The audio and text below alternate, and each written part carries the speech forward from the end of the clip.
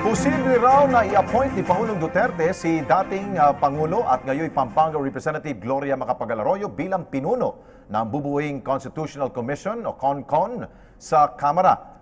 Ang Constitutional Commission na ito ay mamumuno sa paggawa ng draft ng bagong konstitusyon na magbibigay daan sa federalism na isa sa mga campaign promises ni Pangulong Duterte. Nang tanungin kung pinag-iisipan ni Pangulong Duterte kung i-appoint niya si Congresswoman Gloria Arroyo sa kanyang gabinete, sinabi ng Pangulo na hindi naman daw tatanggapin ito ni Arroyo kung sakali. Matagal nang matunog ang pangalan ni dating Arroyo na i-appoint bilang kalihim. Kamakailan lamang ay natanggal si Arroyo bilang Deputy Speaker ng Kamara matapos siyang bumoto laban sa death penalty bill. I don't think she would accept it. She cannot be working under a president when she was already a president. That would be quite a tall order for her to do that.